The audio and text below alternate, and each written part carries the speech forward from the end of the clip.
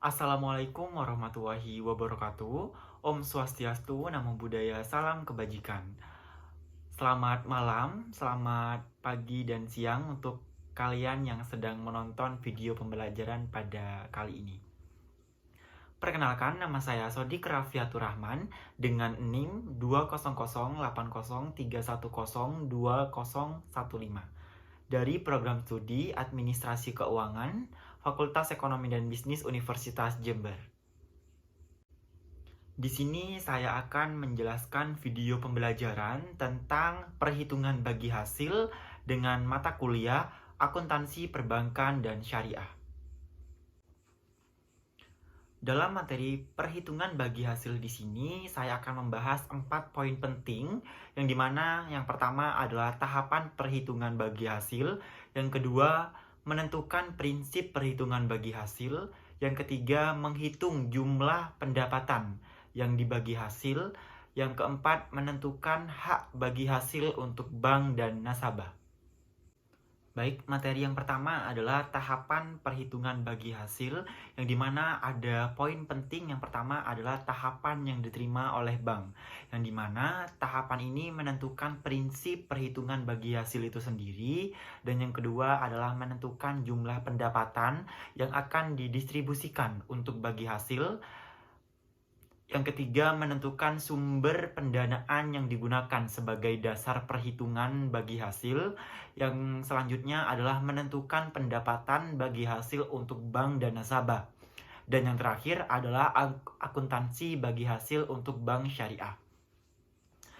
Baik, selanjutnya juga ada tahapan perhitungan bagi hasil pendapatan, yang dimana juga ada beberapa poin penting. Yang pertama adalah menentukan prinsip bagi hasil yang digunakan. Yang kedua, menghitung pendapatan yang akan dibagi hasil. Yang ketiga, menghitung saldo rata-rata harian penyaluran dana. Yang keempat adalah distribusi bagi hasil pendapatan kepada masing-masing nasabah sesuai nisbah yang disepakati.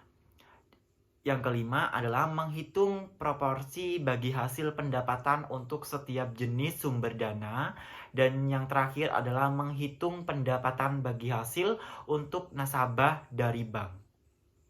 Oke, selanjutnya materi yang kedua adalah menentukan prinsip perhitungan bagi hasil, yang dimana sudah tertera pada Dewan Syariah Nasional yang menyebutkan bahwa dalam fatwanya dengan nomor 15 tahun 2000 menyatakan bahwa bank syariah boleh menggunakan prinsip bagi hasil atau revenue sharing, yang dimana maupun bagi utang atau profit sharing sebagai dasar bagi hasil menurut kerangka dasar penyusunan dan penyajian laporan.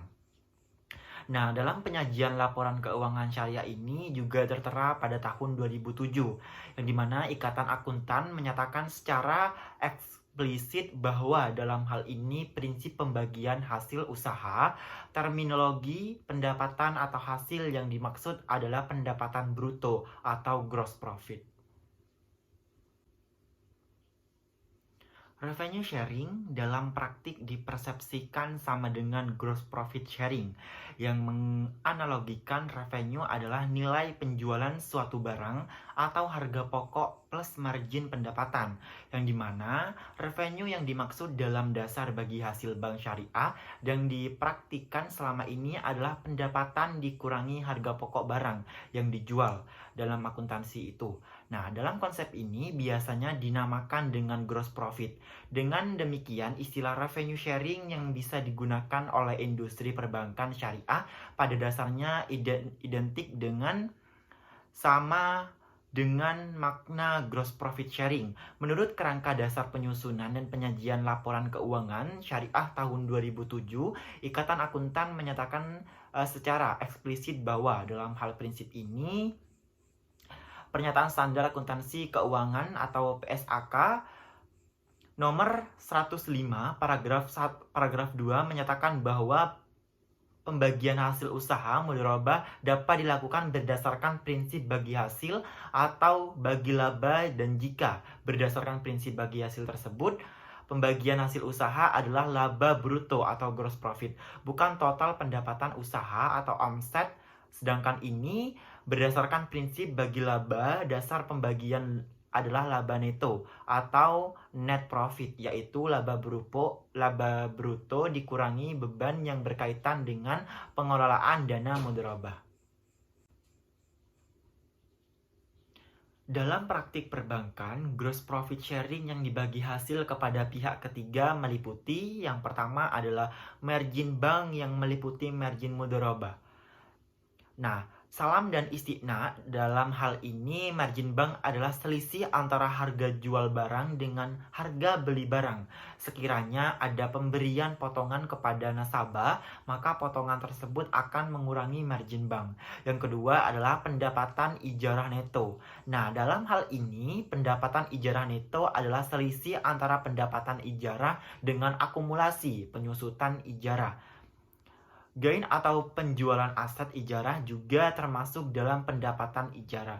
Yang ketiga adalah bagi hasil pembiayaan mudharabah dan pembiayaan musyarakah. Penggunaan gross profit sharing sebagai dasar perhitungan bagi hasil lebih adil bagi perbankan syariah maupun nasabah, karena penggunaan laba bruto sebagai dasar perhitungan bagi hasil telah mempertimbangkan faktor kinerja atau penjualan dan juga biaya harga pokok penjualan sebagai komponen perhitungan laba atau pendapatan bruto. Secara idealnya, prinsip profit sharing lebih mencerminkan laba yang sesungguhnya karena dihasilkan dari perhitungan seluruh pendapatan dikurangi seluruh biaya. Namun secara teknis di lapangan prinsip profit.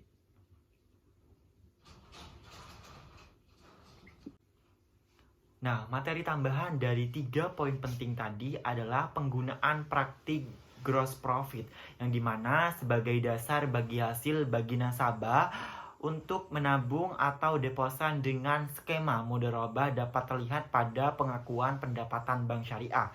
Nah, pendapatan mudharabah yang dibagi hasil misalnya adalah nilai margin mudharabah atau selisih harga jual dengan harga pokok barang yang dijual, yang dimana pada dasarnya adalah gross profit sharing ini dan bukan revenue sharing. Demikian pula dengan dalam pengakuan pendapatan ijarah, besaran pendapatan ijarah yang disajikan dalam pendapatan utama pada laporan bagi laba atau pendapatan ijarah setelah dikurangi biaya operasional aset yang disewakan sebelum dikurangi laba operasional rutin lainnya.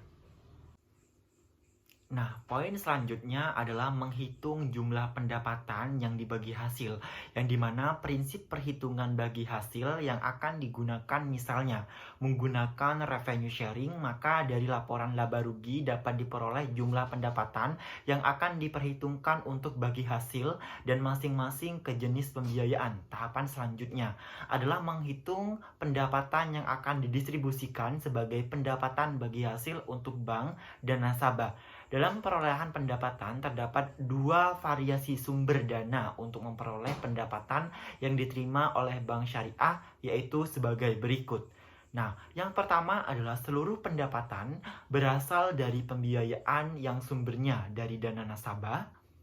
Yang kedua adalah sebagian pendapatan berasal dari pembiayaan yang sumbernya dari dana nasabah, dan selanjutnya sebagian pendapatan dari modal bank. Nah, oleh karena itu, adanya variasi tersebut maka perlu dipisahkan mana pendapatan yang diterima dari sumber dana nasabah dan yang berasal dari dana bank. Hal ini penting karena jika pendapatan diperoleh dari sumber dana yang dimiliki oleh bank, maka tidak ada distribusi bagi hasil untuk nasabah. Artinya, semua pendapatan menjadi hak bank. Nah, materi yang terakhir adalah menentukan hak bagi hasil untuk bank dan nasabah. Nah, dalam hal ini untuk melanjutkan menghitung hasil akhir, berapa pendapatan bagi hasil yang akan diterima oleh bank dan nasabah, maka diperlukan informasi tambahan yang digunakan seperti tersaji dalam tabel berikut.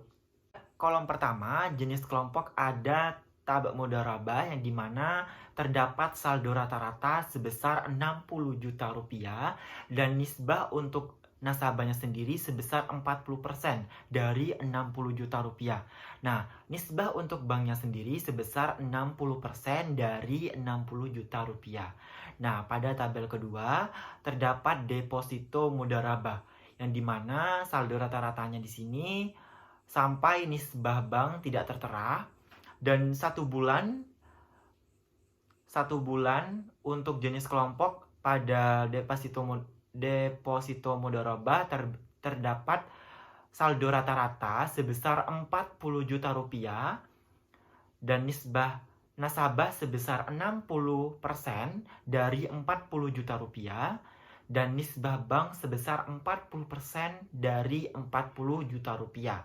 Nah, selanjutnya pada 3 bulan deposito mudharabah terdapat saldo rata-rata sebesar 30 juta rupiah.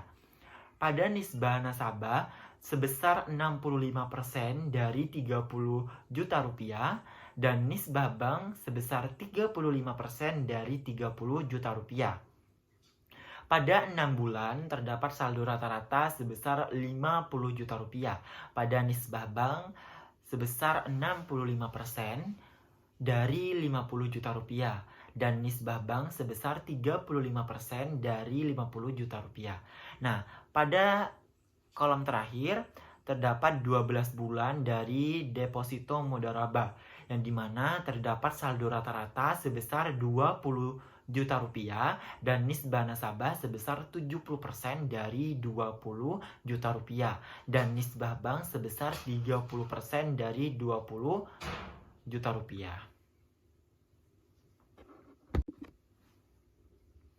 Cukup sekian video pembelajaran dari saya dengan materi perhitungan bagi hasil dengan mata kuliah akuntansi perbankan dan syariah. Sampai jumpa di video pembelajaran selanjutnya. Wassalamualaikum warahmatullahi wabarakatuh.